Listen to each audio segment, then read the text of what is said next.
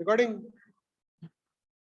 ये m2 है और m1 है, मैं हमेशा m2 ज्यादा लेता हूँ, m2 कम वाला लेता हूँ। तो acceleration is m2 minus m1 by m2 plus m1 into g, बराबर। तो यहाँ पे क्या आता है 10 minus 5 by 10 plus 5 into g, तो g/3 आता है, बराबर। अच्छा, फ्रिक्शन स्टार्ट करे थे हम लोग, फ्रिक्शन स्टार्ट करे थे, खत्म भी हो गया शायद ऑलमोस्ट, समझ गए। Angle of repose, angle of friction, और क्या करे थे, इंक्लाइंड प्लेन, राइट।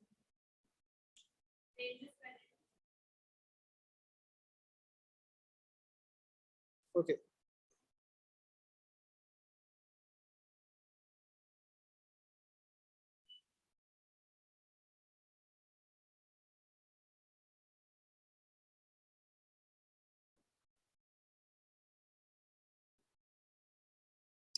एनीवे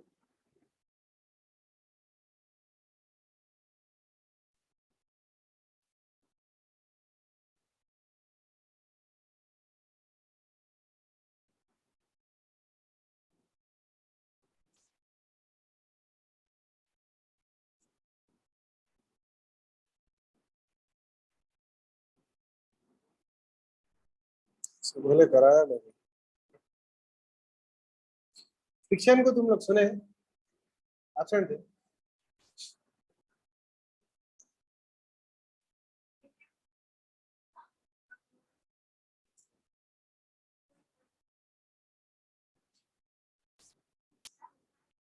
तो एक बार रिवाइज कर लेंगे।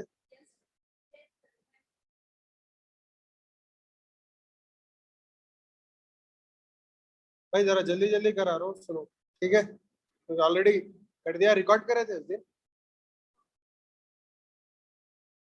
ओके, एनीवे, तो फोर्सेस बेसिकली दो कैटेगरीज में डिवाइड करते हैं, एक फील्ड फोर्सेस है और एक कॉन्टैक्ट फोर्सेस है, ठीक है।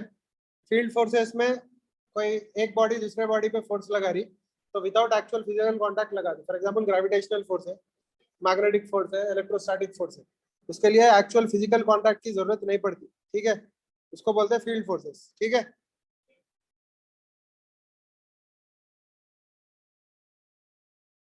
ओके, जो कॉन्टैक्ट फोर्सेस है उसके लिए जो है ना कॉन्टैक्ट की जरूरत पड़ती है, ठीक है। तो एक एग्जांपल है कॉन्टैक्ट फोर्स का, उससे पहले नॉर्मल रिएक्शन, ठीक है। दूसरा क्या है, फ्रिक्शन। नॉर्मल रिएक्शन और friction are examples of contact forces. एक और एग्जांपल है कॉन्टैक्ट फोर्स का, स्ट्रिंग, अगर स्ट्रिंग कनेक्ट करे तो स्ट्रिंग जो है ना टेंशन लगाती, that is also a contact force, बराबर। ओके, नाउ कॉन्टैक्ट फोर्सेस लगते हैं कैसा, जब एक बॉडी फिजिकली दूसरे बॉडी से कांटेक्ट में है तो भी लगते हैं कॉन्टैक्ट फोर्सेस, या एक बॉडी को जो है ना, फॉर एग्जांपल एक लंबी ऐसी क्या बोलते हैं, सपोज एक रॉड है, ये रॉड को जो है ना सपोज पुल कर रहे हैं हम लोग राइट साइड ऐसा, एफ लगा के, समझ गए।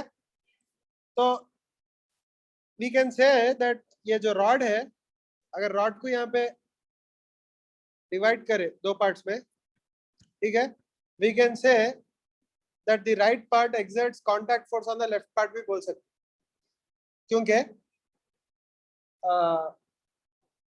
मॉलिक्यूल जो है ना अटैच होके है समहाउ, ठीक है, इंटरमॉलिक्यूलर फोर्सेस लगाते, we can say that the part on the right will exert a contact force on part on the left, और वो कौन सा फोर्स होता, टेंसाइल फोर्स होता, कौन सा फोर्स होता, टेंसाइल फोर्स, यहाँ पे टेंसाइल फोर्स बोल के बोल सकते हैं। ऐसा मालूम टेंसाइल फोर्स बोल के, जो पुल करके लेके जाता ना वो फोर्स टेंसाइल फोर्स रहता, समझ गए। अच्छा, सेम चीज अगर मैं फोर्स लेफ्ट से लगाया, इधर सपोज इधर से लगाया फोर्स में, ठीक है, तो लेफ्ट साइड की बॉडी राइट साइड के बॉडी को पुश करती, राइट। तो जो पुश कर रही वो कौन सा फोर्स बोल सकते हैं, यहाँ पे कंप्रेशन फोर्स बोल के बोल सकते हैं, क्या बोल सकते हैं, कंप्रेशन फोर्स। अब जो एक एक्चुअली एक टॉपिक रहती है आप लोगों को इलास्टिसिटी बोल के, उसमें आप लोग देखते कि कोई बॉडी में जो है ना टेंशन भी लगा सकते हैं अपन, कंप्रेशन भी लगा सकते हैं। कुछ चीजों को कंप्रेशन टॉलरेट करने की कैपेसिटी ज्यादा रहती मगर टेंशन टॉलरेट करने की कैपेसिटी कम रहती। फॉर एग्जांपल ग्रेनेड है, ग्रेनेड पे आप बहुत ज्यादा कंप्रेशन लगा सकते हो, मतलब उस पर वजन कितना भी रखो वो ब्रेक नहीं होता, और टेंशन अगर थोड़ा भी लगा ग्रेनेड पे क्रैक आ जाता। समझे? ग्रेनेड को अगर लटका के नीचे मतलब छत से लटका है तो टूट जाता ग्रेनेड इजीली, क्योंकि हम टेंशन टॉलरेट नहीं कर सकता। कुछ चीजें रहते हैं जो टेंशन अच्छा टॉलरेट करते, लाइक मेटल्स। समझ गए? इसलिए जो ब्रिजेस बनाते ना, अगर पत्थर से बनाए तो नीचे आर्चेस बनाते, आर्चेस टेंशन में कन्वर्ट करते वजन को, क्योंकि वो डिजाइन वैसा है। ठीक है? मगर अगर हैंगिंग ब्रिज बनाना है तो पत्थर से नहीं बनाते कभी भी। दो रीजन है, एक तो पत्थर खुद वजन रहता, दूसरा उन टेंसाइल फोर्स को ज्यादा टॉलरेट नहीं कर सकता, टूट जाता पत्थर। ठीक है? और अगर पत्थर के ऊपर ऐसा लगा है फोर्स, ऐसा लगा है, ऐसा लगा है ऊपर से, तो बेंड हो जाता ना पत्थर। अगर बेंड हो गया तो ऐसा आर्क के जैसा बन जाता, आर्क के जैसा, ऐसा बीच में दब जाता ना, ऐसा आर्क के जैसा बन जाता ना, तो ये हिस्सा जो है ना कंप्रेस हो जाता ऊपर का, ये हिस्सा क्या हो जाता, कंप्रेस हो जाता, बराबर। और ये हिस्सा जो है ना एलोंगेट हो जाता, बराबर। तो इधर कंप्रेशन आता ऊपर, नीचे क्या आता, टेंशन आता, बराबर। समझ गए? इधर क्या आता, टेंशन। क्यों टेंशन? क्योंकि वो आउटर आर्क है, आउटर आर्क बड़ा रहता हमेशा, इनर आर्क छोटा रहता। इधर क्या है, कंप्रेशन। तो ये कहां से ब्रेक होता मालूम, नीचे से ब्रेक हो जाता, नीचे ब्रेक हुआ तो पूरा ब्रेक हो जाता। इस वास्ते पत्थरों पे लोड भी नहीं लगाते। ठीक है? अब कभी देखे क्या ब्रिजेस पे खाली पत्थर डाल के लगा दिए, क्या लगा दिए सो बीम्स नहीं लगाते ना पत्थरों के। बीम जब लगाना है अंदर मेटल डालते, अंदर क्या डालते हैं, मेटल। ठीक है? खैर एनीवे, ये जो हॉरिजॉन्टल है, ये हॉरिजॉन्टल प्लेन है, दिख रहा? हॉरिजॉन्टल प्लेन किसको बोलते हैं?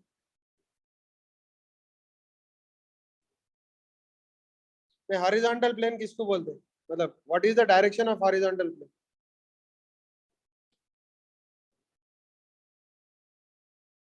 हॉरिजॉन्टल प्लेन इज, अरे बोला ना मैं लास्ट क्लास में, बोलो। मतलब हॉरिजॉन्टल डायरेक्शन कैसा देखते, आपको देखना है तो बोलो। नहीं, जेड एक्स वाई हम लोग उतार लेते।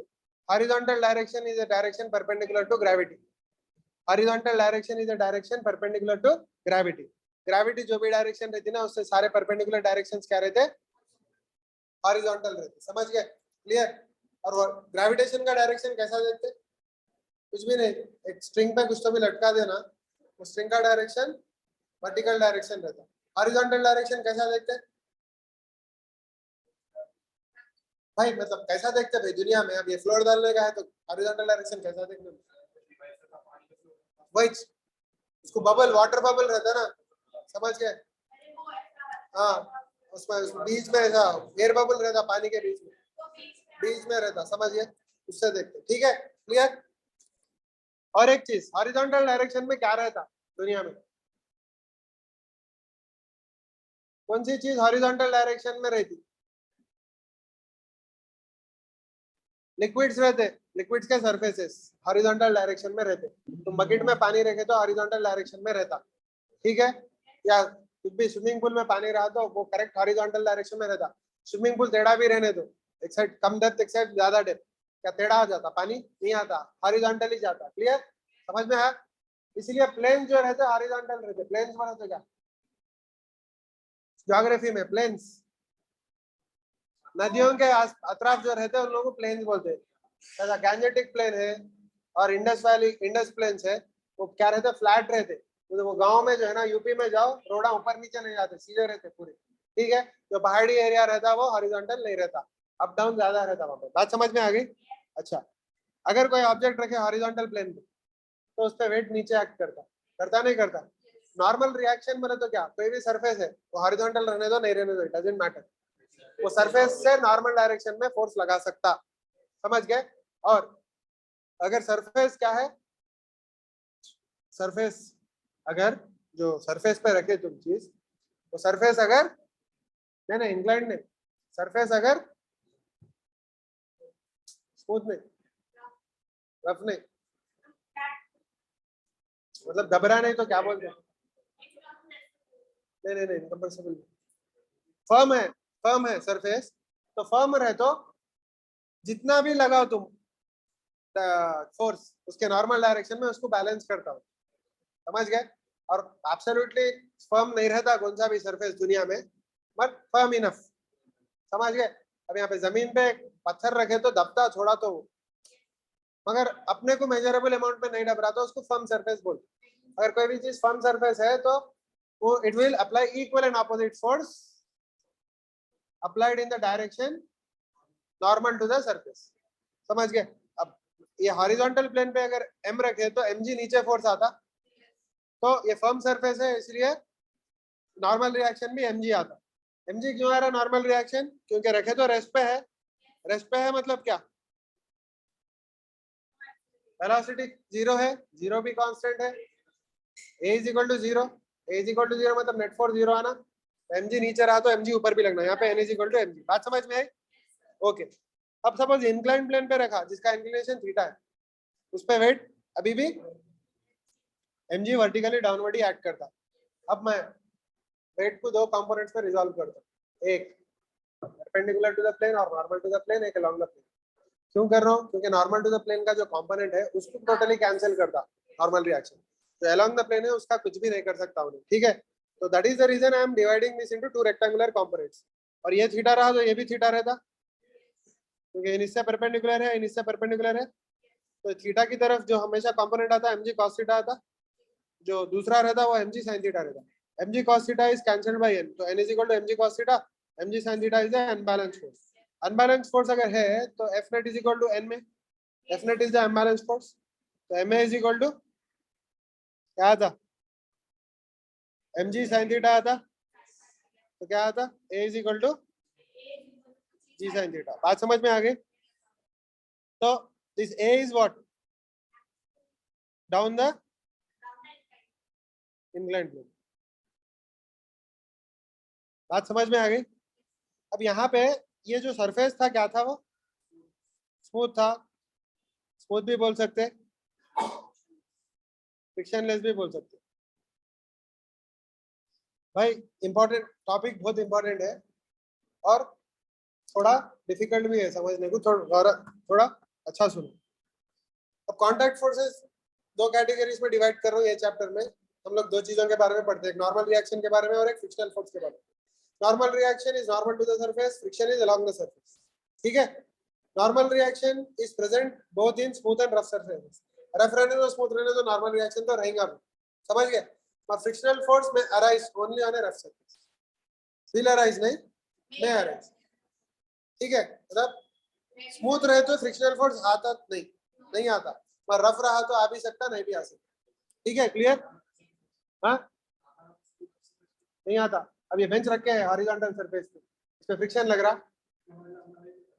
हटाए तो लगता, नहीं हटाए तो नहीं लग रहा ना, वही बोल रहा हूँ मैं अराइज, जरूरत पड़े जब आता, जरूरत पड़े जब आता, जब जरूरत नहीं है नहीं आता, जरूरत नहीं है आए तो इन खुद ब खुद बाजू जाते रहना ना बेंच, समझ गए, क्लियर। तो ये रफ सरफेस है। अब एक कॉन्सेप्ट पढ़ेंगे हम यहाँ पे लिमिटिंग फ्रिक्शन बोल के, लिमिटिंग फ्रिक्शन बोले तो क्या,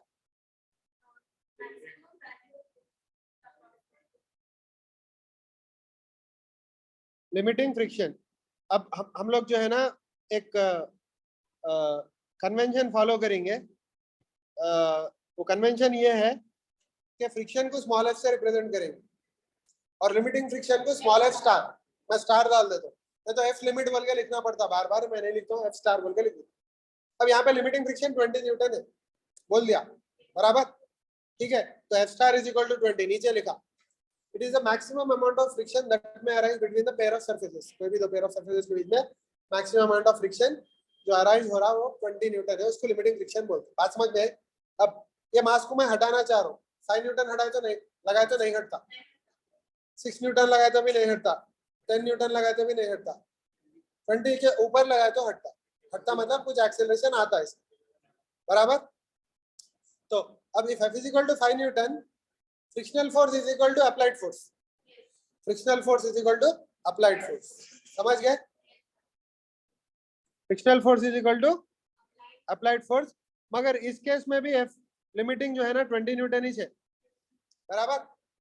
पर फ्रिक्शन 5 न्यूटन आता, देखो if external force is less than limiting friction, frictional force is equal to external force capital F, और A इज इक्वल टू 0, क्योंकि एक्सटर्नल फोर्स को बैलेंस कर दे रहा friction.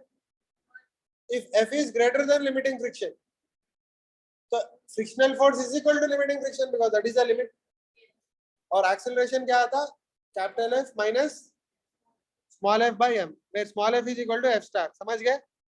Clear? if f is equal to f star, f also is equal to f star and acceleration is 0, बात समझ में आई? अब एक एग्जांपल, ऊपर केस में 5 न्यूटन लगाए तो फ्रिक्शनल फोर्स 5 न्यूटन है, एक्सेलरेशन 0, 15 न्यूटन लगाए तो फ्रिक्शनल फोर्स 15 है, एक्सेलरेशन 0, अगर F 20 लगाया है तो फ्रिक्शनल फोर्स 20 है, एक्सेलरेशन इज 0। बट अगर मैं 25 न्यूटन लगाया तो F कितना आता, F कितना आता, 20 जाता, क्योंकि लिमिट 20 है, बराबर। तो नेट फोर्स क्या आता, 25 माइनस 5 बाई मास 10 kg है ना, तो बाई 10 करे तो 0.5 मीटर पर सेकंड स्क्वायर आता एक्सेलरेशन, बात समझ में आई? अगर मैं 30 न्यूटन लगाया तो F इज इक्वल टू 20 जाता, तो नेट फोर्स 10 हो गया, 10 by 10 1 metre per second square आ गया, okay. F with in limiting friction, ये येलो कलर का है, सो ये जो ये है एक्सीडिंग लिमिटिंग फ्रिक्शन है, समझ गए? क्लियर? ओके। तो frictional force is a self adjusting force, according to this क्या अंडरस्टैंडिंग है हमारी, frictional force is a self adjusting force, but वो जो सेल्फ एडजस्टिंग है उसकी भी एक लिमिट है, क्या है वो, लिमिटिंग फ्रिक्शन, समझ गए? एंड फ्रिक्शन में adjust itself between 0 and limiting friction, 0 and limiting friction. It will be equal to applied force if the applied force is less than limiting friction. It will be equal to limiting friction if applied force is greater than limiting friction. बात समझ में है? बराबर? Clear? अच्छा, अगर frictional force with in limiting friction है, नहीं लिखा यहाँ पे मैं,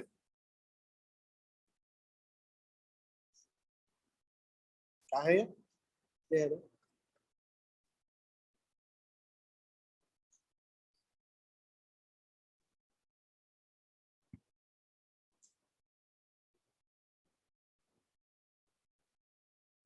हाँ देखो, वो बात बोलना भूल गया मैं लास्ट क्लास में, देखो इफ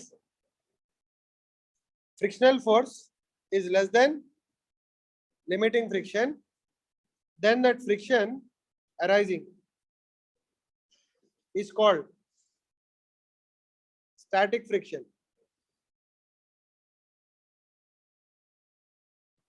बराबर। if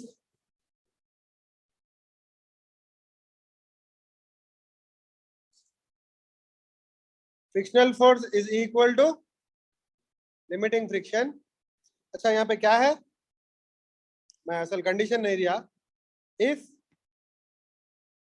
applied force is less than limiting friction, then friction is less than limiting friction, correct? second condition ये है, if applied force is greater, यहाँ पे equal देंगे, यहाँ पे greater than डालेंगे, समझ गए? ठीक है, लेस देन ही डालेंगे, खाली 3 केसेस लेंगे, चलता। If applied force is equal to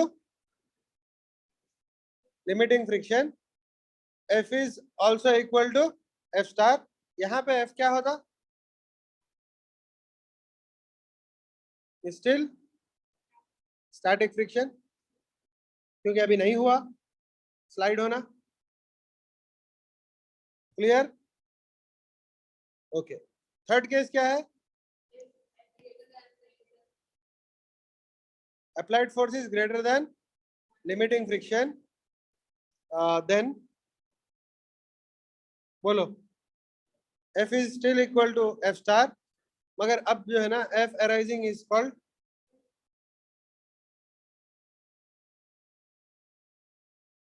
is kinetic friction. बात समझ में आई? अब मैं यहाँ पे एक छोटा स्टेटमेंट बोलता हूँ. स्टैटिक फ्रिक्शन जो है ना,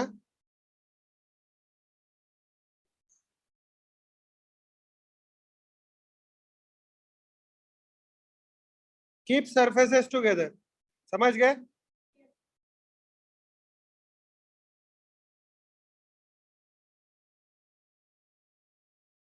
देयर इज नो स्लाइडिंग. समझ गए?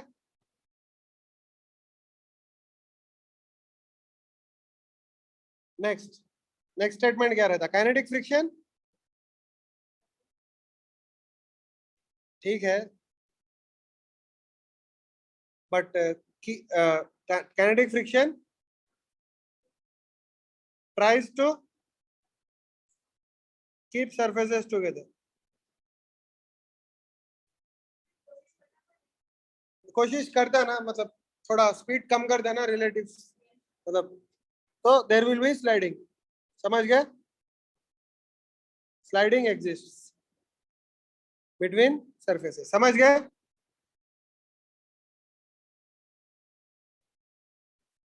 समझ गए? अच्छा, next, what is contact force? Contact force क्या होता?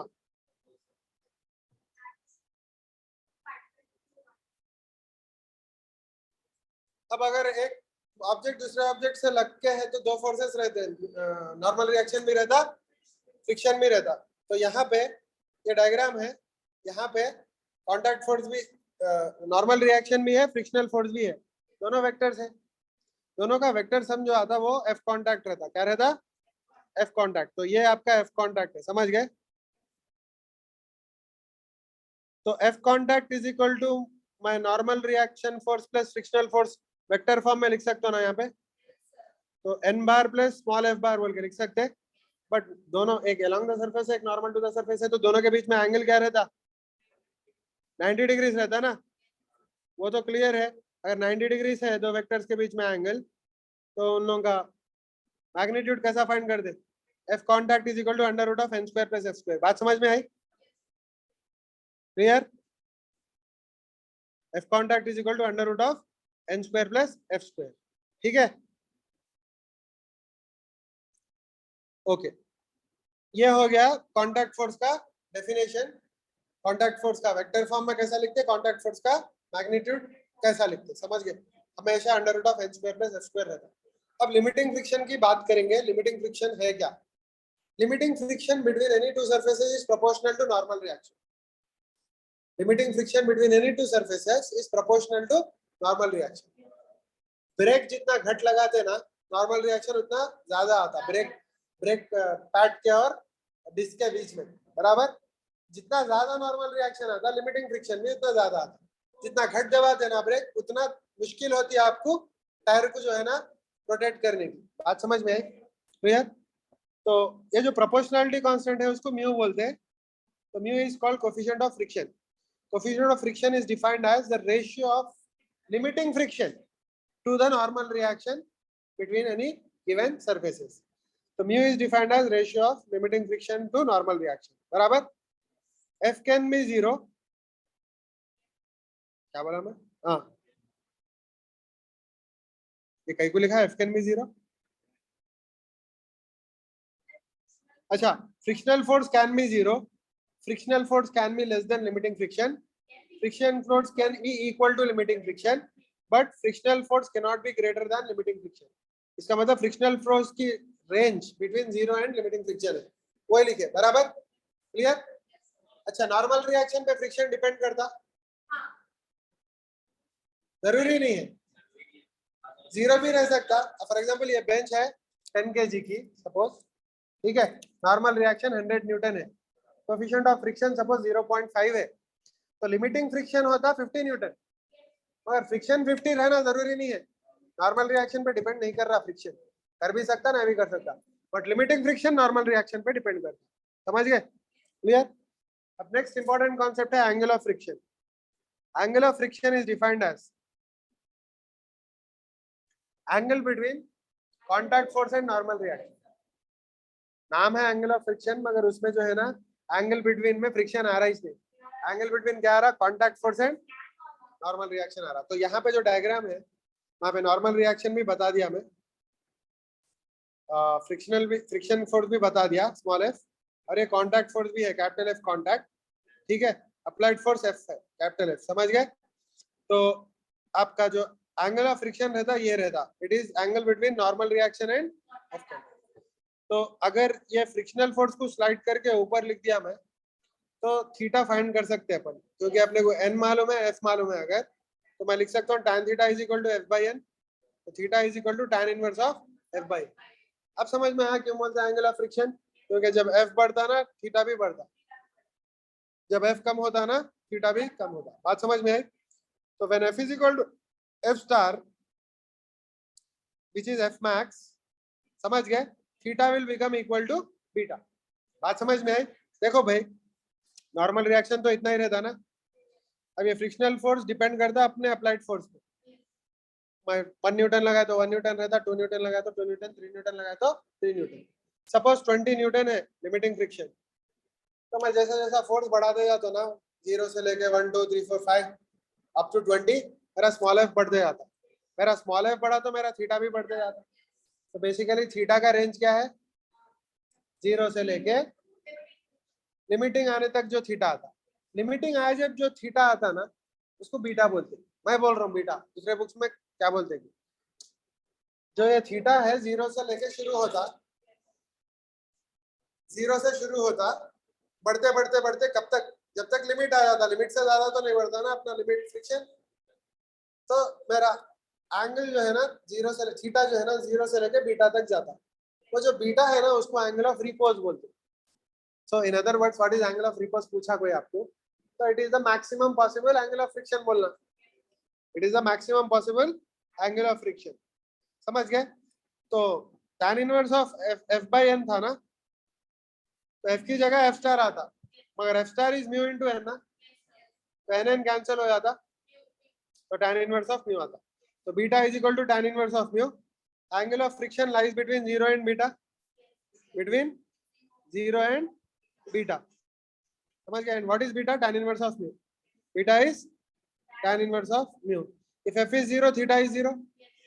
If f is a star, theta is beta. तो ऑब्वियसली 0 और बीटा के बीच में रहता आपका, बराबर। फॉर एग्जांपल यहाँ पे एफ स्टार क्या है? 20 न्यूटन है, आप लगा रहे 5 न्यूटन, फ्रिक्शन भी 5 आता ना, तो कॉन्टैक्ट फोर्स क्या आता?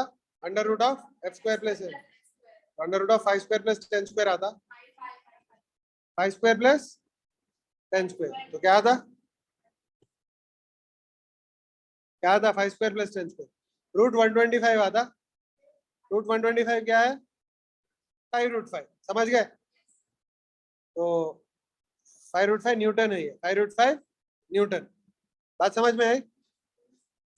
तो यहाँ पे एक्सेलरेशन 0 रहता क्योंकि F is less than F star, और थीटा क्या आता? tan inverse of F by N. F क्या है? 5 है, एन क्या है?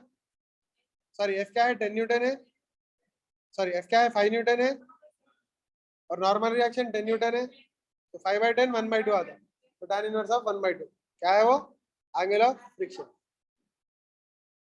Angle of friction tan inverse of 1 by 2। बात समझ में आई? Is this angle of repose? No, because अभी अपन रीच नहीं करे, क्या रीच नहीं करे? लिमिट। अब यहाँ पे 25 लगा रहे तो लिमिट रीच कर दिया, तो अपना एफ कितना आया? 20 आया, तो एफ 20 आया तो नॉर्मल रिएक्शन तो 10 ही रहता, तो एफ कॉन्टैक्ट क्या रहता? Under root of F square plus N square, 20 square plus 10 square, root 500, 10 root 5 आ गया, बराबर। एक्सेलरेशन क्या आता? F minus F by M, 25 minus 20 by 1 kg, ठीक है 1 kg 5 metre per second square आया। और थीटा क्या आता? tan inverse of f by n। f क्या है? 20 है, बराबर, तो tan इनवर्स ऑफ 2 आया, which is also equal to beta. तो इनके अपना आ गया ना, वही है मैक्सिमम, tan इनवर्स ऑफ 2 से तो बढ़ के नहीं आ सकता। क्लियर। अब next coefficient of friction, coefficient of friction mu बराबर, ये हम लोग ऑलरेडी डिस्कस करें, फिर से आ गया है, ठीक है। अच्छा, यहाँ पे एक एग्जांपल दे रहा हूँ, 1 kg है, 2 kg है, 5 kg है, 10 kg है। म्यू जो है ना 0.5 है हर केस में, ठीक है। तो नॉर्मल रिएक्शन क्या आता, 1 kg को 10 आता, 2 kg को 20 आता, 5 kg को 50 आता, 10 kg को 100 आता, बराबर। एफ स्टार क्या आता, म्यू इंटू एन आता। म्यू तो 0.5 है, तो इन लोगों को सबको 0.5 मल्टीप्लाई कर दो, आपको लिमिटिंग फ्रिक्शन आया था। और यहाँ पे स्टार बोल के लिखा मैं, ये आइडेंटिफाई करने के लिए कि ये लिमिटिंग है, ये पूरे लिमिटिंग है, बराबर। अब एक्सटर्नल फोर्स, अगर आप external force horizontal forces, external horizontal forces क्या लगा रहे, पहले केस में 5 न्यूटन लगा है, बराबर।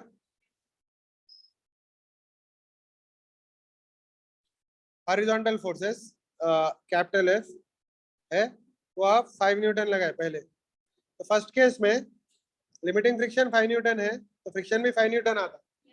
सेकंड केस में लिमिटिंग 10 है, तो फ्रिक्शन 5 न्यूटन ही आता। थर्ड में भी 5 आता, फोर्थ में भी 5 आता। सेकंड केस में 30 न्यूटन लगा है, तो यहाँ पे लिमिट से क्रॉस नहीं हो सकता, इधर 5 आता, इधर लिमिट से क्रॉस नहीं हो सकता 10 आता, इधर लिमिट से क्रॉस नहीं हो सकता 25 आता, इधर क्या आता 30, क्योंकि लिमिट के अंदर है। अगर 100 लगाए तो पूरे जो है ना पूरों के लिमिट के बाहर है, तो पूरों पे फ्रिक्शन लिमिटिंग आ जाता। बात समझ में आई। तो ये जो रेड है लिमिटिंग है, समझ गए।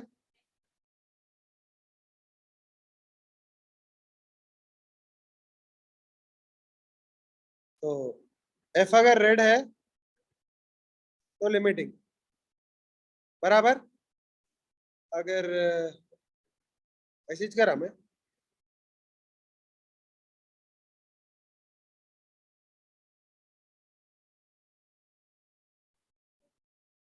हाँ ये छोड़ दिया। अगर ये है तो विद इन लिमिटिंग, समझ गए।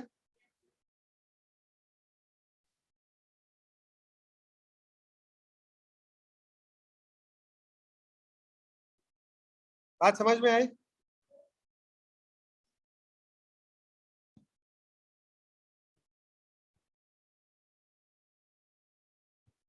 Clear, okay. अब ये इंक्लाइन प्लेन है, इंक्लाइन प्लेन पे फिर से मैं फोर्सेस उतार दिया। एक mg वर्टिकली डाउनवर्ड, इसके दो कंपोनेंट्स, एक नॉर्मल डायरेक्शन में, एक अलोंग द प्लेन, बराबर। अब mg cos थीटा को तो नॉर्मल रिएक्शन संभाल लेता, n is equal to mg cos theta. mg sin theta unbalanced है, मगर इस बार फ्रिक्शन है, क्योंकि कोएफिशिएंट ऑफ फ्रिक्शन म्यू दिया। अच्छा, लिमिटिंग फ्रिक्शन क्या था, डिपेंड्स ऑन n। तो limiting friction is equal to mu n which is equal to mu mg cos theta. बात समझ में। No limiting friction is mu mg cos theta. Now the question is mg sin theta greater than mu mg cos theta और less than. समझ गए। Mu mg cos theta तो limiting है, कुछ रहती वैल्यू से 20 न्यूटन।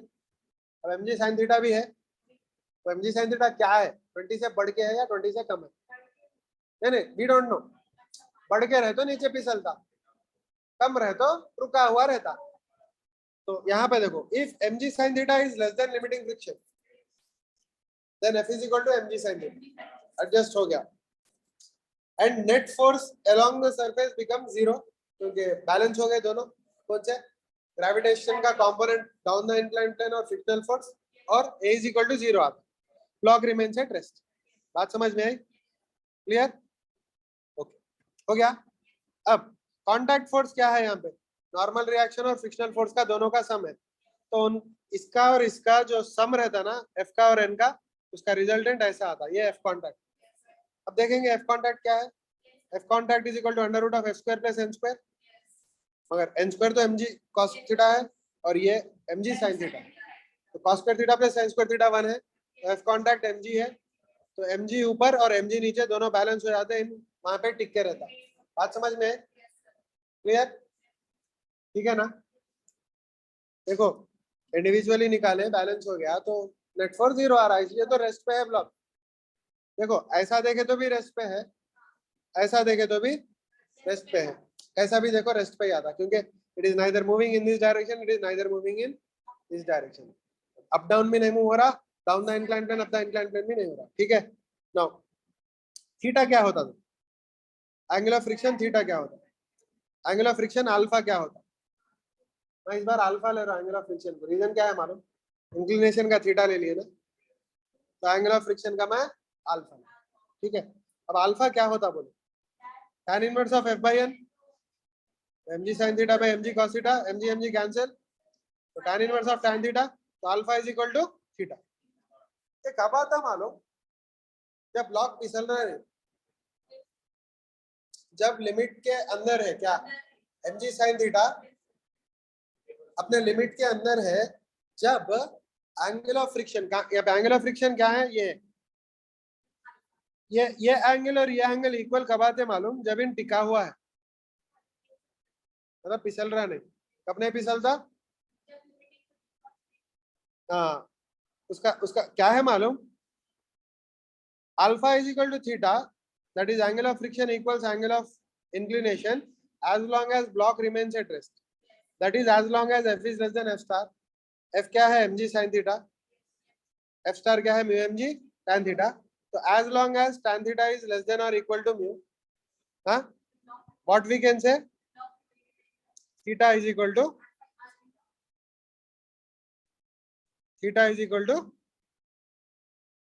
अल्फा, और alpha is equal to theta, वही लिखे है ना ऊपर, alpha is equal to theta. बात समझ में आई, okay. But is this always true, no, reason is, मैं बताता हूं, अगर if mg sin theta exceeds limiting friction, then क्या होता, net unbalanced force is down the inclined plane, and the net unbalanced force is mg sin theta minus mu mg cos theta। Newton's law में क्या बोलता है, F net is equal to ma, तो इसकी जगह ma लिख दे सकते हैं, तो mm कैंसिल हो गया, तो a is equal to g sin theta minus mu cos theta। तो ऐसे प्रॉब्लम्स में a is equal to 0 if theta is less than tan inverse mu, if theta is less than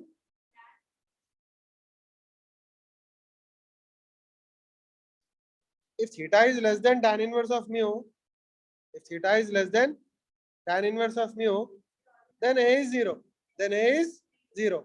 second thing is angle of friction will be equal to angle of inclination, तो दो चीजें, ठीक है। if theta is greater than tan inverse of mu, अब ये case में है तो वही होता ना, नहीं एंगल का बाद में देखेंगे, पहले a is equal to non zero and a की value will be equal to g into bracket में sin theta minus mu cos, बात समझ में आई, and that acceleration is down the inclined plane, that acceleration is down the inclined plane if tan theta is greater than mu, और यहाँ पे एक और लिख रहा हूँ, theta is greater than tan inverse of mu, बराबर। now angle of friction क्या होता है, जब angle of friction,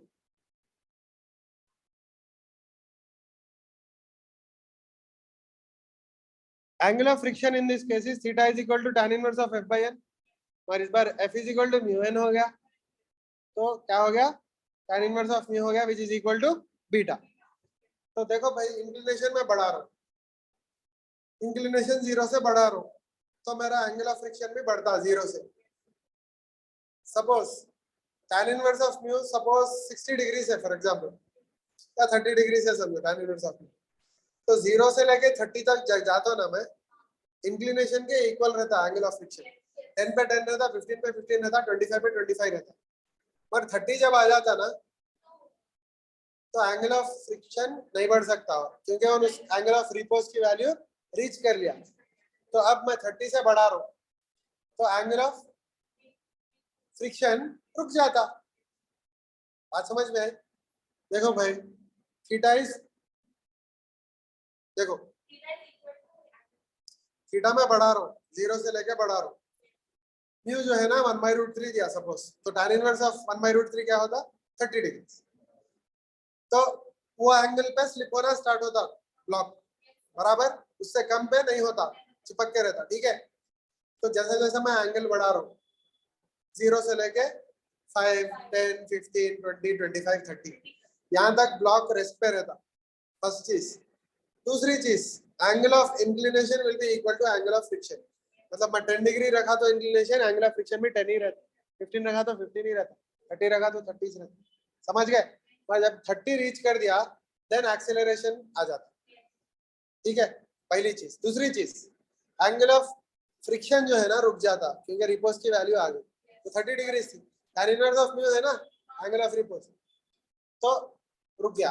रुक के जो है ना अब कितना भी बढ़ा लो, 45 रख लो, 60 रख लो, एंगल ऑफ फ्रिक्शन तो 30 ही रहता। एंगल ऑफ फ्रिक्शन तो 30 ही रहता। समझ गए?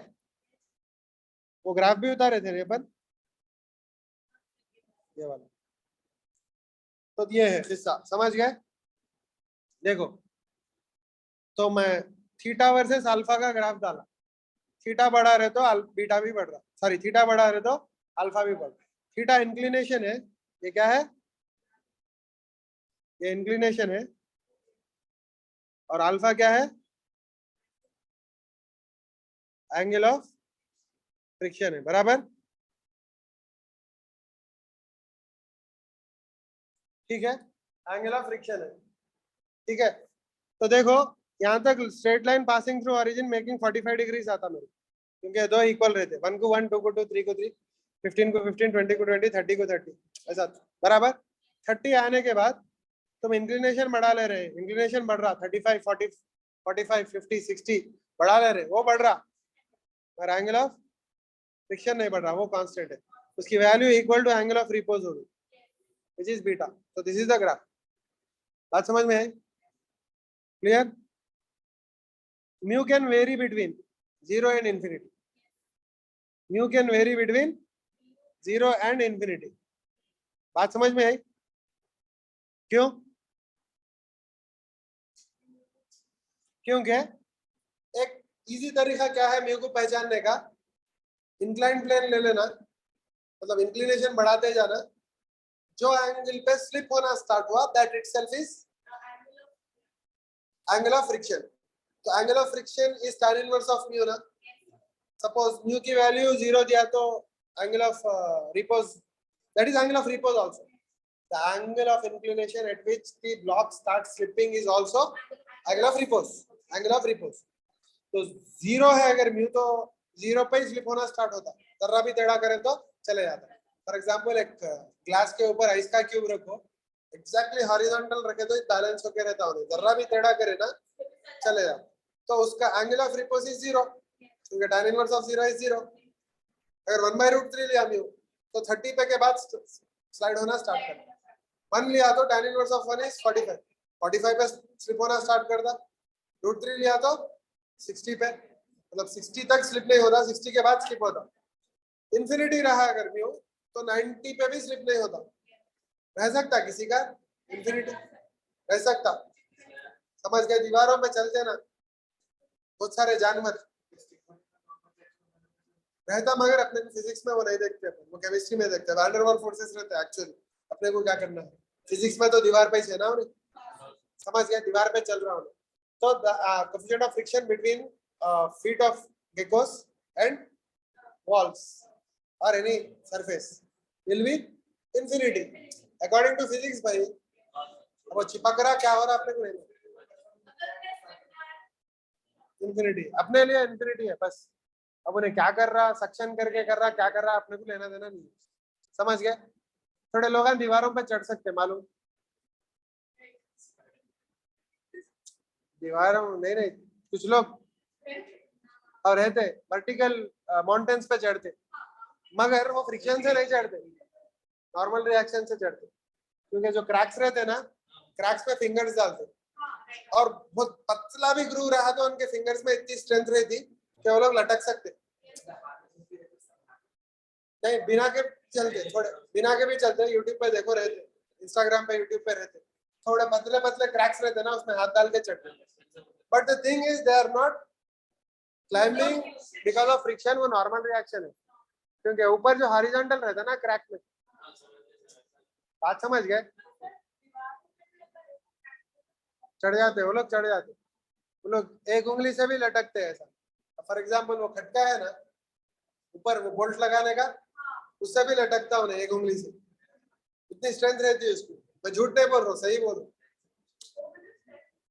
अंग्रेजा है, कुछ भी कर सकते हो, समझ गए। वो क्रैक से भी चढ़ता मगर मूवी में चढ़ता, समझे। एक मूवी है एक्चुअली, स्प्लिट पर्सनालिटी रहती, श्यामलान का मूवी स्प्लिट बोल के, उसमें जेम्स मैकअवॉय रहता, बदलते रहता, 37 की 47 की पर्सनालिटीज, 26 स्प्लिट पर्सनालिटीज रहते। तो उसमें एक रहता मॉन्स्टर या क्या कुछ रहता ना, हाँ प्रेडेटर बोल के रहता है। तो उसके पूरे मसल्स वसल्स पूरे चेंज हो जाते, दीवारों पे चढ़ते रहता, मतलब इवन स्लाइटेस्ट इम्परफेक्शन रहे तो उस पर चढ़ जाता हूँ, इतनी स्ट्रेंथ आ जाती, रॉड्स बेंड कर देता, मतलब सुपर ह्यूमन पावर्स आ जाते हैं। खैर anyway that is normal reaction, friction नहीं है वो। मगर जो गेकोस रहते हैं ग्लास पे भी चलते, देखो बना। अब फॉर एग्जांपल यहाँ पे अगर कोई आर्ग्यूमेंट करा भाई दीवार पे इम्परफेक्शन है, नॉर्मल रिएक्शन से पकड़ के चल रहा बोले तो नहीं, आप ग्लास पे भी देखो, ग्लास पे भी चढ़ सकता, समझ गए, खिड़कियों के ग्लासों पे चढ़ते देखो, तो दैट इज फ्रिक्शन, फरस, समझ गए, फिजिक्स में फ्रिक्शन। ओके एनीवे, तो इतना ही था। Okay, these are problems involving friction, समझ गए। तो देखो यहाँ पे 3 kg,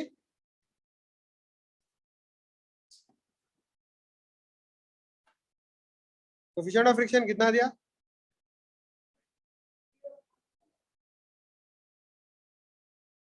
ओके ये टी ए और टी बी लेंगे ना। हम लोग को यहाँ पे ये प्रॉब्लम में 2 चीजें मालूम करना है, 3 चीजें एक्चुअली, एक एक्सेलरेशन ऑफ द ब्लॉक्स, एक टी ए फाइंड करना है और एक टी बी फाइंड करना है। और यहाँ पे म्यू इज इक्वल टू 0.5 दे दिया, यहाँ पे म्यू इज इक्वल टू 0.5, ये इंफॉर्मेशन है अपने पास। यहाँ पे 100 न्यूटन लगा रहे फोर्स, ठीक है। तो अब देखेंगे क्या होता है।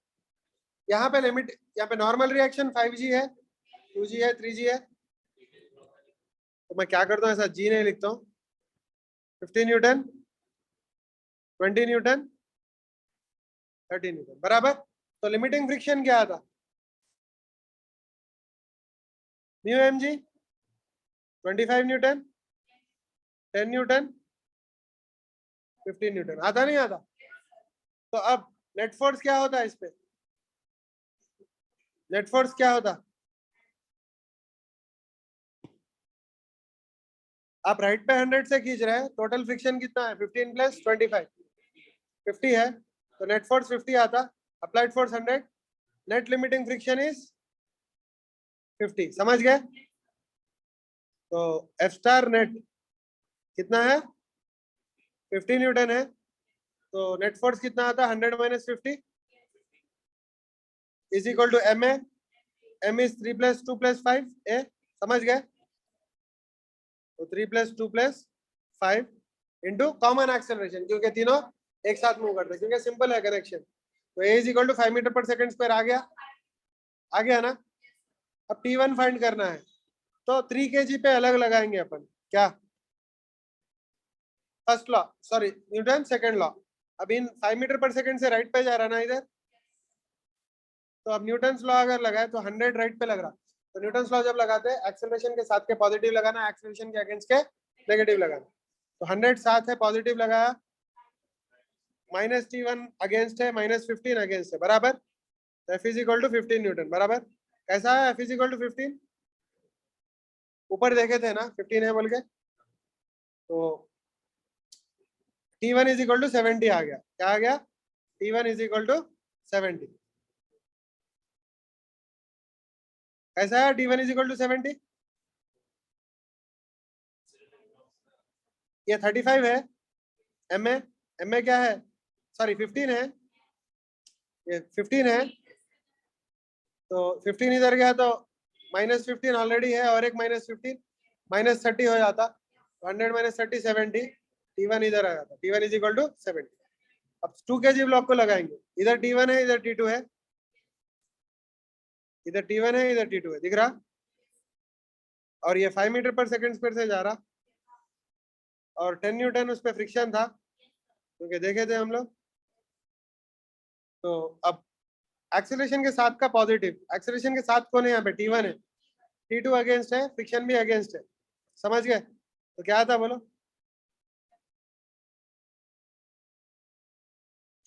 m तो 2 है और एक्सेलरेशन 5 है, 2 × 5 न्यूटन बराबर,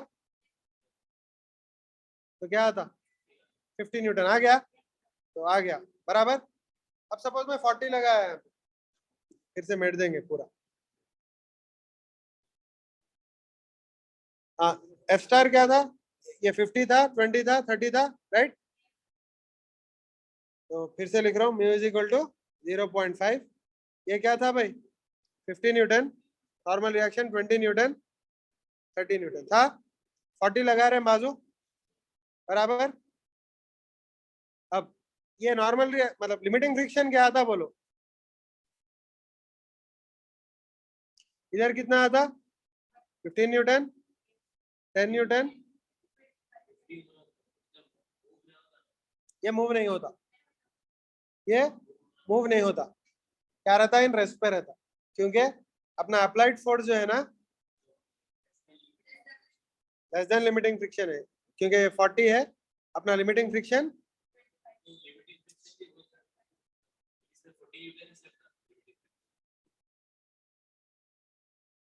अब बोलता हूँ, पहली बात अपने को यह समझ में आना कि मूव होता नहीं, मूव नहीं होता ना, तो मैं क्या करता हूँ अभी, I will try to find T1 T2 and everything, समझ गए। ये TA है, ये TB है, अच्छा ये TB था, चेंज कर दिया हमने, और वो क्या था TA था, राइट बराबर। ये B था, ये क्या था ऊपर क्या था TA बराबर, ये भी TA TB, ये क्या था TA बराबर, बराबर है, ओके। अब बोलो, अब 40 न्यूटन में से 3 kg वाला 15 खा लेता, बाकी का उधर ट्रांसफर करता, बात समझ में आई।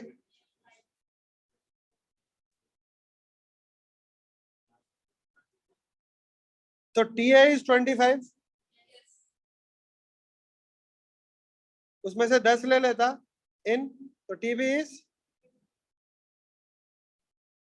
भाई 40 में से 15 ले लिया, तो 25 ट्रांसफर करा, 25 में से 10 इन ले लिया, तो 15 इधर ट्रांसफर करता बराबर, TB 15 आता बराबर, क्लियर।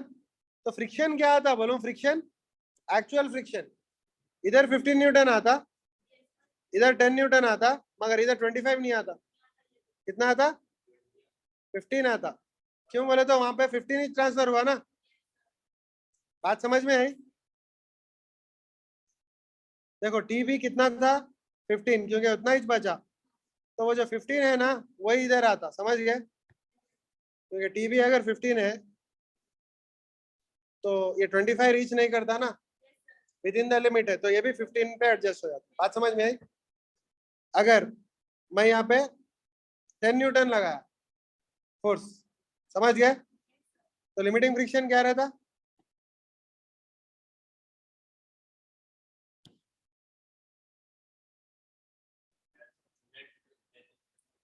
तो F स्टार क्या है,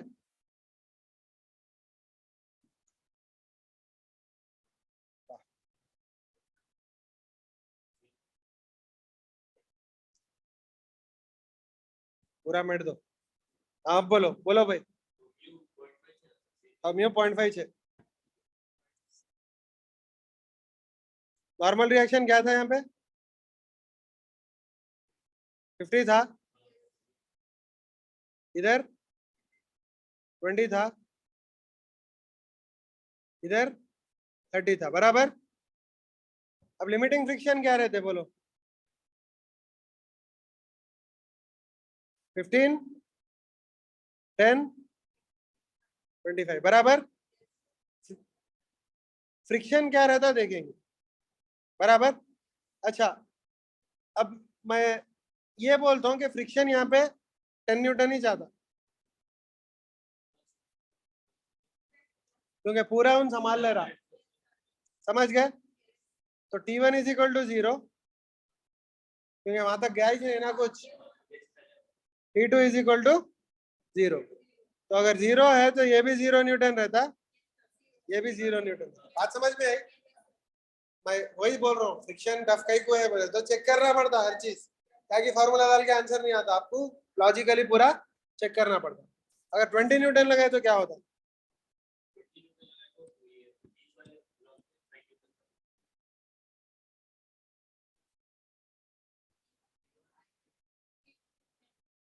देखो भाई, म्यू इज इक्वल टू,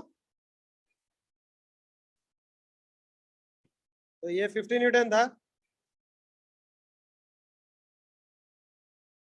ये 20 न्यूटन था, ये 30 न्यूटन था, बराबर। अपने को T1 T2 सब फाइंड करने का है, बराबर। तो ये T1 लेंगे, ये T2 लेंगे, जान दो क्या करने का। तो F स्टार क्या होता बोलो?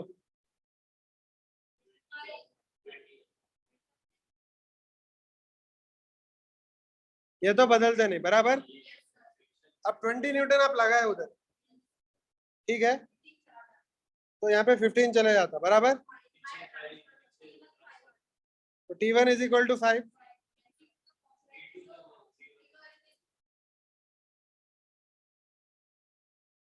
T2 is equal to 0। और अगर फ्रिक्शन की बात करें तो इधर 15 न्यूटन आता और इधर 5 न्यूटन आता, क्लियर। अब ये प्रॉब्लम करो, ये थोड़ा डिफिकल्ट रहता। 3 kg ब्लॉक और 2 kg ब्लॉक है, 3 kg ब्लॉक के ऊपर 2 kg ब्लॉक है, और नीचे का जो सरफेस है वो स्मूथ है, समझ गए। ये म्यू इज इक्वल टू 0, ऊपर जो है ना फ्रिक्शन है, म्यू इज इक्वल टू 0.5, समझ गए। अब नीचे वाले के जो सरफेस है उस पे आप एक्सटर्नल फोर्स लगाए, 100 न्यूटन का लगाए,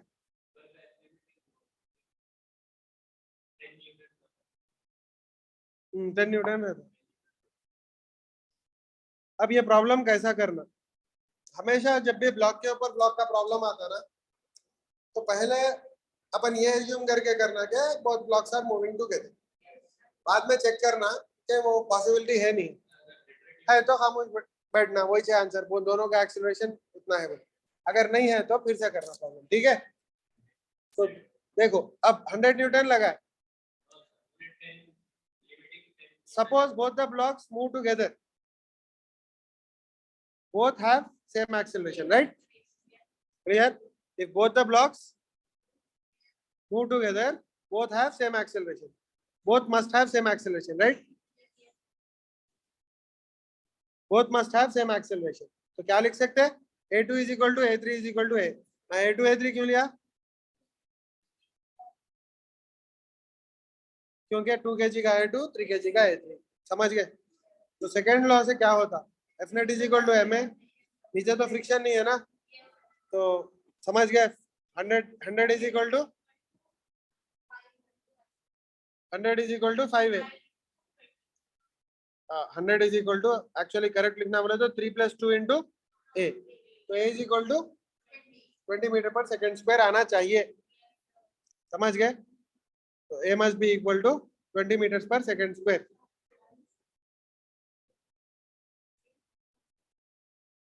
अब जो ऊपर वाला मुंह हो रहा फ्रिक्शन के दम पे मुंह हो रहा, क्योंकि उस पर डायरेक्टली कोई फोर्स नहीं लगा ना, वो फ्रिक्शन में क्या इतना कैपेसिटी है क्या उसको 20 मीटर पर सेकेंड स्क्वायर से खींच सके।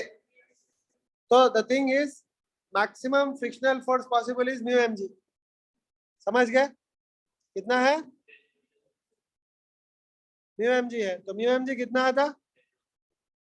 10 आता ना,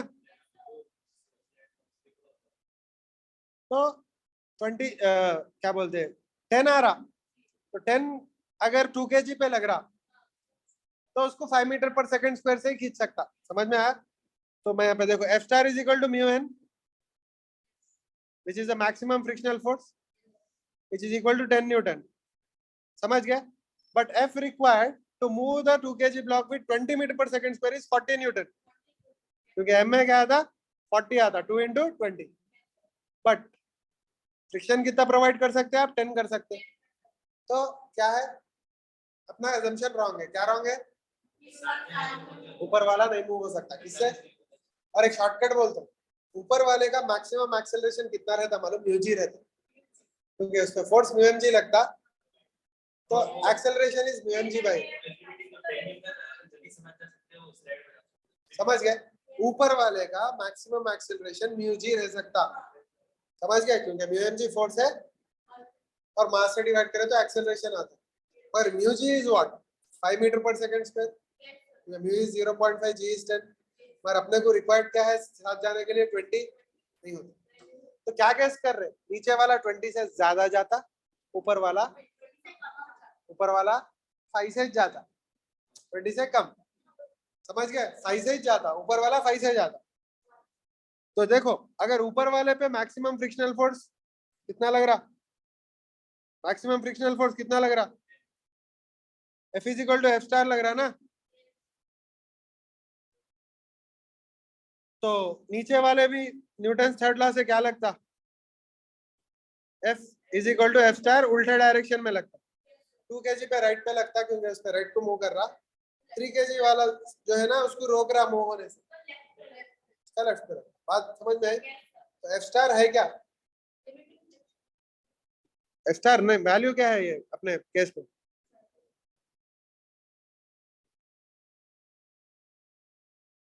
बोलो।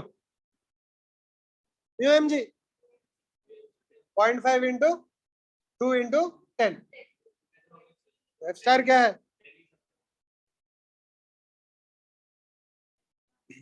एफ स्टार क्या है जी?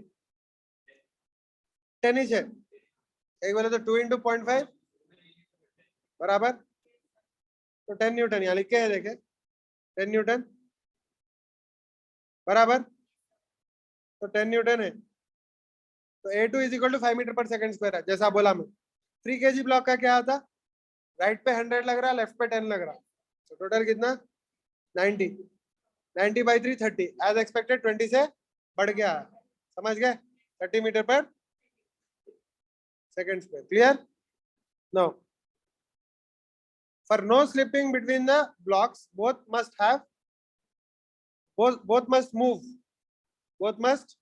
move with an equal acceleration of 20 meter per second square. 2 kg block to move with 20 meter per second square requires a frictional force of 40. अब जो बोला वही बोल रहा, समझ गए?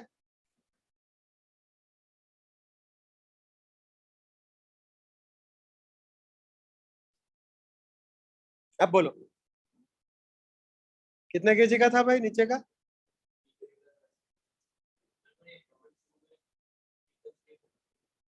कौन सा 100 लिए? हाँ 100 से करे। 40 नहीं जी, ऊपर वाला भी अगर 20 से जाने का है तो उस पर 40 फ्रिक्शनल फोर्स रिक्वायर्ड है, वो बोल रहा हूँ यहाँ पे। अब यहाँ पे म्यू कितना बोला? कौन सा? इधर का ना, नीचे स्मूथ था राइट। तो नीचे यहाँ पे एक और सरफेस है जो स्मूथ है,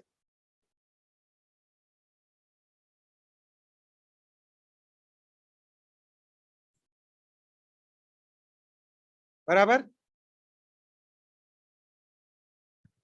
अब इस पे फोर्स लगा रहे हैं एक्सटर्नल, कितना लगा रहे हैं भाई?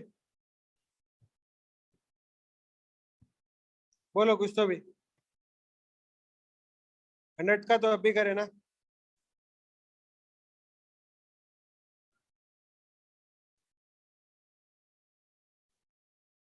20 न्यूटन लगाएंगे। कितना लगाएंगे? 20 न्यूटन। तो देखेंगे let A2 is equal to A3 is equal to A, समझ गए? तो क्या आता? F is equal to M है ना, तो 20 is equal to 2 + 3 into A, तो implies A is equal to क्या आता? कितना? 20/5, 4 मीटर पर सेकेंड स्क्वायर, बराबर? Now for 2 kg block to move with 4 meter per second square, F required is, बोलो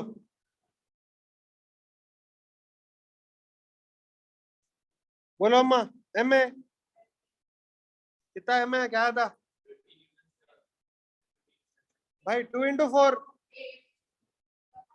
8 Newton आया, बराबर? अब एफ लिमिटिंग क्या है?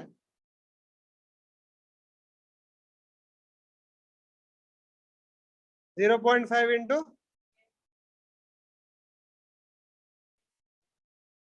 कितना? 10 न्यूटन है, तो F is within, F required is less then,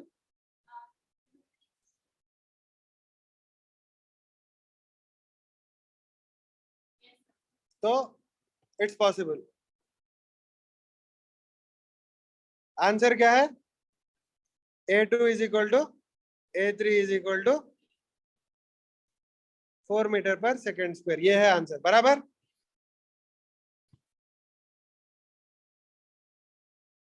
clear? ये प्रॉब्लम जो है ना, उल्टा भी कर सकते हैं। उल्टा मतलब फोर्स नीचे नहीं लगा रहे हैं, ऊपर लगा रहे हैं, समझ गए? बात समझ में आई? सपोज ये 3 kg का है,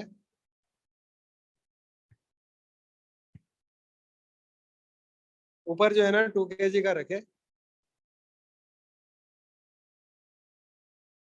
और यहाँ पे म्यू क्या है? 0.5 है। नीचे भी दे सकता म्यू, समझ गए? पर प्रॉब्लम थोड़ा कॉम्प्लिकेटेड हो जाता, उधर भी चेक करना पड़ता मेरे को, ठीक है? इनफैक्ट 3 ब्लॉक्स का भी रहता प्रॉब्लम, ब्लॉक के ऊपर ब्लॉक के ऊपर ब्लॉक, नीचे भी फ्रिक्शन, बीच में भी फ्रिक्शन, ऊपर भी बीच में फ्रिक्शन, और फोर्स नीचे लगा रहे, बीच में लगा रहे, ऊपर लगा रहे। HC वर्मा में है, ठीक है? तो क्या क्या रहता बोलता, समझ गए? मगर अपने को नको बहुत बड़ा रहता हो, ज्यादा दिल पे नहीं लेना हो, करना है तो कर सकते हैं, सबर रहा तो। यहाँ पे म्यू इज इक्वल टू 0, बराबर? अच्छा, अब इस बार फोर्स कहाँ लगा रहे हैं? ऊपर लगा रहे हैं, इधर 2 kg पे लगा रहे हैं, ऐसा लगा रहे हैं। लेट बोलो, कुछ भी बोलो, 50 न्यूटन लगा रहे हैं, समझ गए? तो let A2 is equal to A3 is equal to A, ये ऐसा स्टार्ट करते हैं हमेशा। तो F नेट क्या है? 50 है ना, is equal to 2 + 3 into A, तो implies A is equal to क्या आता है? बराबर? नाउ अब फ्रिक्शन के दम पे कौन मूव हो रहा? नीचे का, समझ गए? Now in order to move 3 kg block, for moving 3 kg block, for moving 3 kg block with 10 meter per second square, F required is 30 newton. बात समझ में आई? But F star is equal to mu mg, मगर इस बार किसका मास लेना? नहीं, ऊपर वाले का, तो ऊपर वाला लगाता ना। हाँ,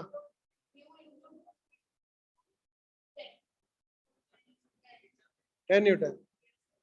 So F required is beyond F star, therefore there will be slipping,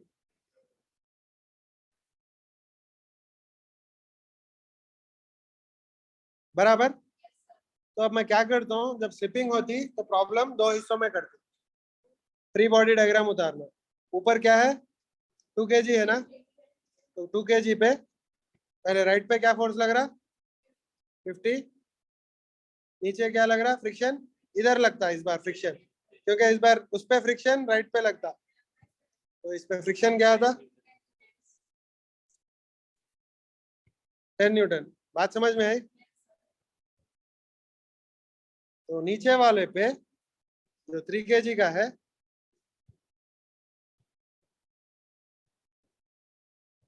उस पे राइट पे लगता है।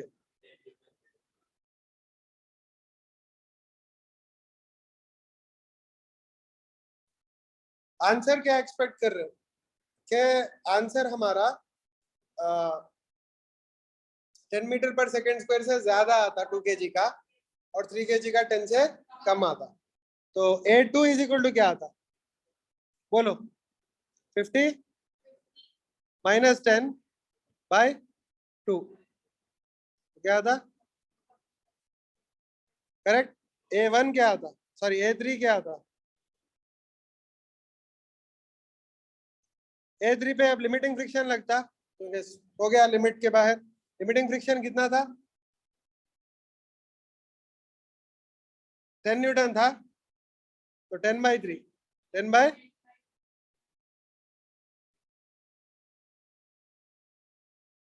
क्लियर, तो ये है आंसर आपका। ठीक है, अब एक और लास्ट ऐसी देता हूँ सेम।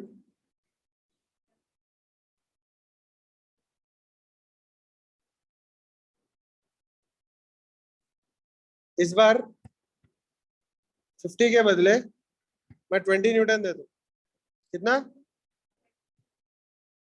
20 न्यूटन। अब भाई देना दिया कौन सा भी रहने दो, पहले एज्यूम ये करो क्या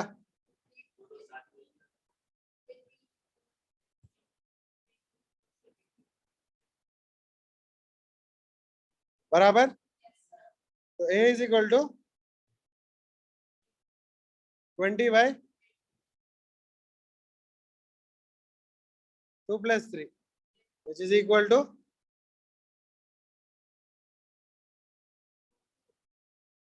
correct.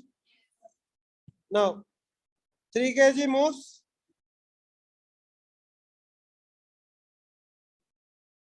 बोलो भाई by the virtue of friction only.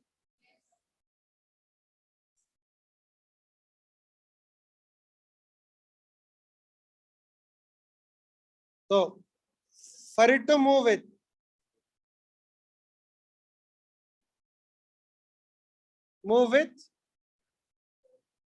4 metre per second square. फिर से तो इस बार मैं प्रॉब्लम चेंज कर देता हूँ थोड़ा, म्यू इज इक्वल टू 0.8 लगा देता हूँ, चलता। हाँ बोलो 4 metre per second square, F required is equal to बोलो 3 into 4 एम है 12 न्यूटन, बट एफ स्टार क्या है, कौन सा म्यू एम जी, ऊपर का मास, क्योंकि नीचे का मास तो नहीं लगा था ना बीच में। एम कितना है 16 newton, okay fine. F required is within the limits, so F is within the limits of, okay वही विद इन द लिमिट्स बोल तो समझ जाना। तो आंसर क्या है A2 is equal to A3 is equal to 4 metre per second square, समझ में आया? ओके नेक्स्ट प्रॉब्लम करो सुपरमैन का। सुपरमैन 100 मीटर रेस भाग रहा, क्या भाग रहा 100 मीटर रेस, जनरली भागता नहीं सुपरमैन मगर भाग रहा, समझ गए?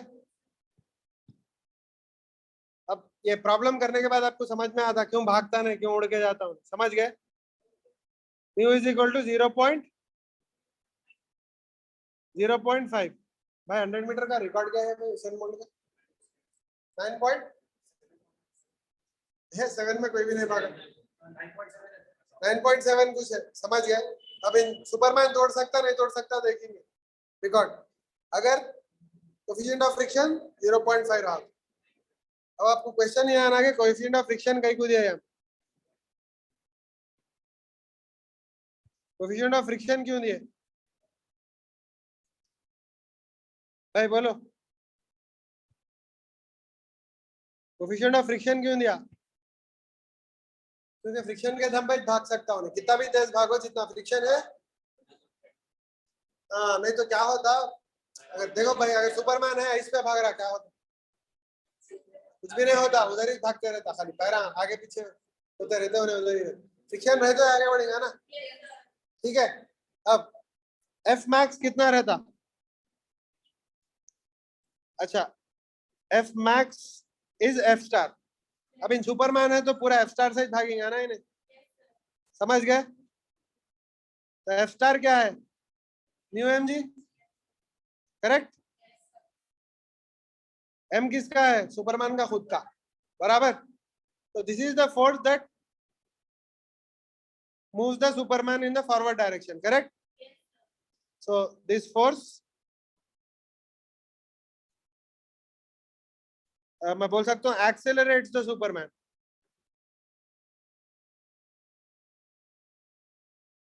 correct? No, F is equal to ma, which is equal to mu mg. mm cancel हुआ तो a is equal to mu g आता, समझ गए? तो a is equal to mu g implies a is equal to, तो a is equal to क्या आया?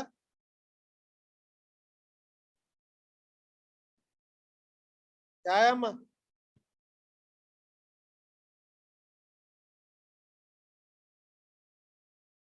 Five metres पर सेकंड स्क्वायर से भाग रहा सुपरमैन, कब?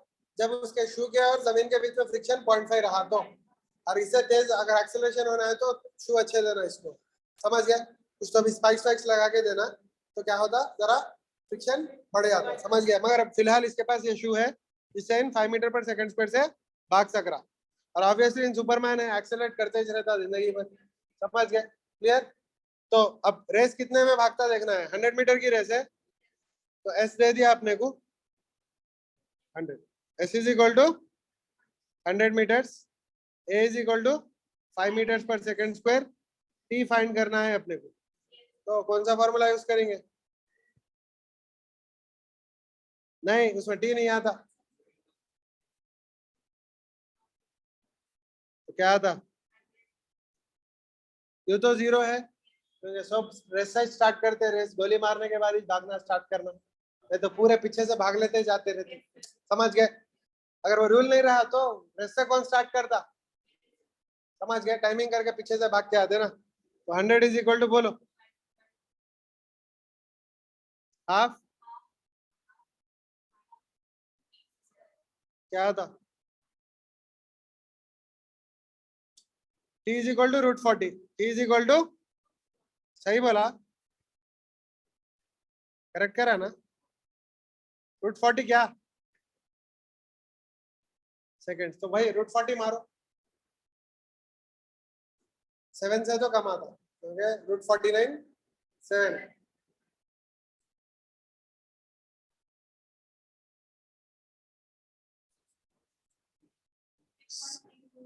6 पॉइंट बराबर। तो सुपरमैन जो है ना 6.32 सेकंड में भागता, क्या भागता? 100 मीटर रेस, समझ में आया?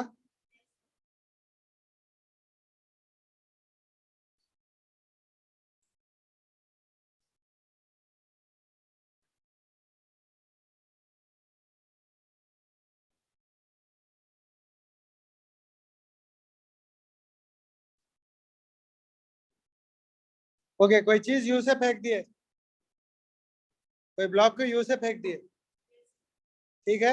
अगर कोफिशिएंट ऑफ फ्रिक्शन म्यू है, कोफिशिएंट ऑफ फ्रिक्शन क्या है? म्यू है, तो कितने डिस्टेंस पे जाके रुकती हो, तो फ्रिक्शनल फोर्स कितना आता है इस पे? भाई जब भी स्लाइड हो रहा लिमिटिंग फ्रिक्शन आता, समझ गए? एफ इज इक्वल टू क्या आता? म्यू एम जी आता,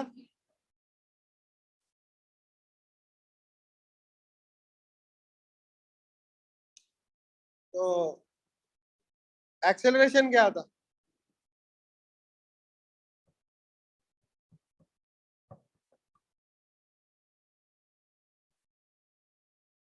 माइनस म्यू जी आता। क्या आता? माइनस म्यू जी, क्योंकि यू के अगेंस्ट है ना, माइनस म्यू जी आता। तो कितनी देर के बाद रुकता है?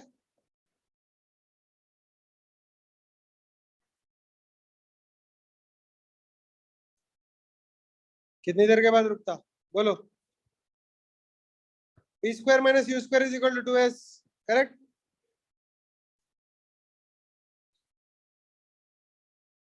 बराबर। तो v तो 0 रहता, रुक गया तो क्या होता? Minus U square is equal to -2 mu G S. तो s क्या आता?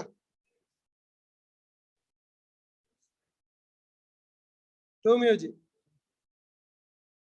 तो this is the distance after which anything stops. समझ गए? ठीक है। अब एक क्वेश्चन दे रहा हूं, करो। कोफिशिएंट ऑफ फ्रिक्शन म्यू है, क्या है? कोफिशिएंट ऑफ फ्रिक्शन क्या है? मैं दे देता हूँ फिर।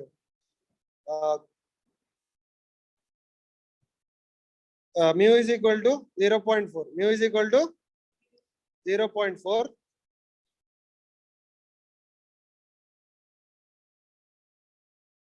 a body of 5 kg splits into two parts, 2 kg and 3 kg each.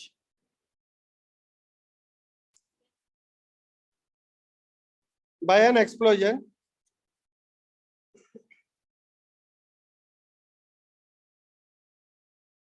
of energy 600 joules. समझ गए? क्लियर? दो ही पार्ट में स्प्लिट हो रही। Find the final distance between the two parts. Find the final distance between the two parts.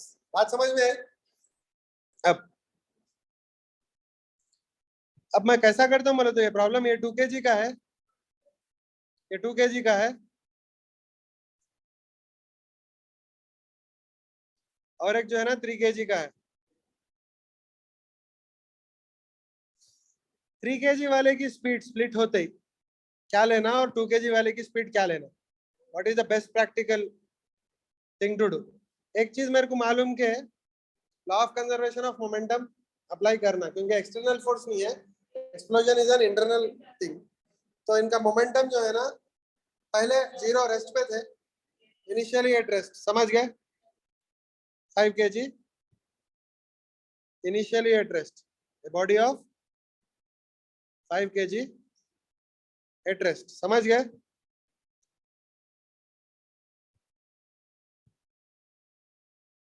तो final momentum में 0 ही रहना ना, तो क्या इसका लेफ्ट साइड जितना आता मोमेंटम, उसका राइट साइड उतना आना। तो बोलो भाई क्या लूं मैं? 3 kg की वेलोसिटी क्या लूं, 2 kg की क्या लूं? V1 V2 लेके कहीं को करना, बोलो लंबा चौड़ा, अपन कभी भी स्टेप सेव करना। तो क्या लेता हूँ? 3 का 2u लेता हूँ, इसका 3u लेता हूँ, हो गया ना खलास। बात समझ में आई?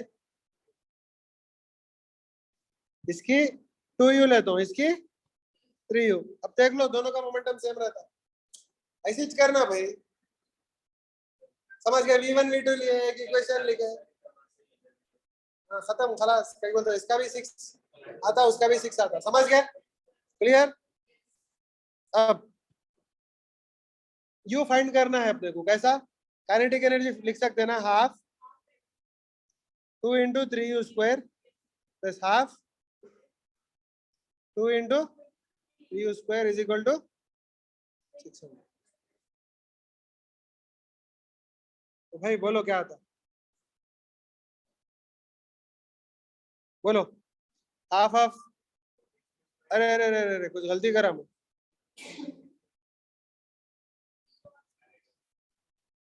अब बोलो। यहाँ पे 9u स्क्वायर आता, और यहाँ पे क्या आता? बोलो भाई, 6u स्क्वायर नहीं? वाह, अब बोलो 9 + 6 कितना?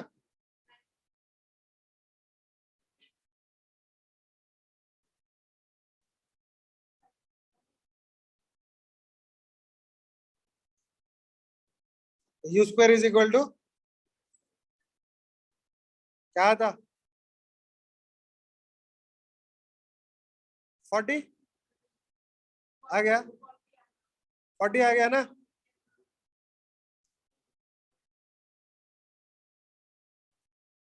बराबर। ओके, अब ये जो 3 kg वाला है ना, 3 kg वाला S3 ट्रैवल करता इधर, 2 kg वाला S2 ट्रैवल करता, बराबर। तो दोनों के बीच में डिस्टेंस क्या रहता? S is equal to S2 + S3 which is equal to S2 क्या होता बोलो? U2 स्क्वायर बाय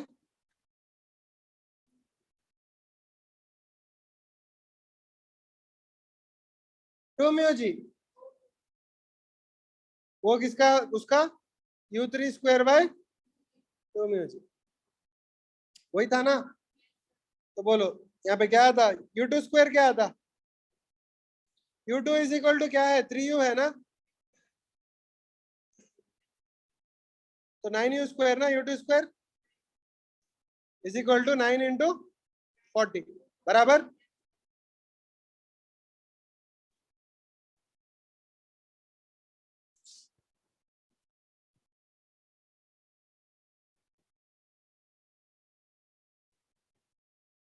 बराबर। और U3 स्क्वायर क्या आता?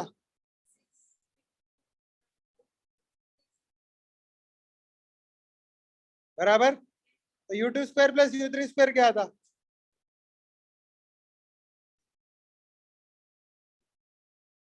15 × 40, करेक्ट। तो implies U2 square + U3 square by 2μg is equal to 15 × 40 by 2 × mu कितना है? 0.4 × 10, तो क्या आता?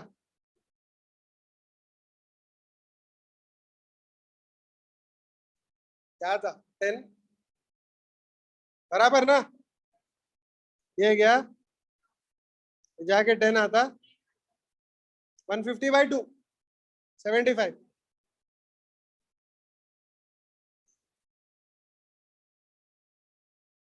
करेक्ट। ठीक है, कल कंटिन्यू करेंगे। और थोड़े बच के हैं लाइक हैंगिंग चेन वगैरह के, कल करेंगे।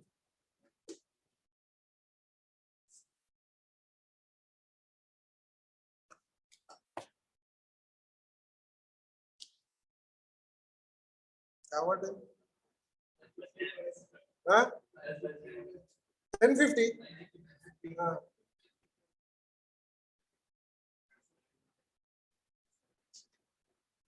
कल जल्दी स्टार्ट करेंगे इंशाल्लाह। देखो क्या है कल, सभी बार आता है कल।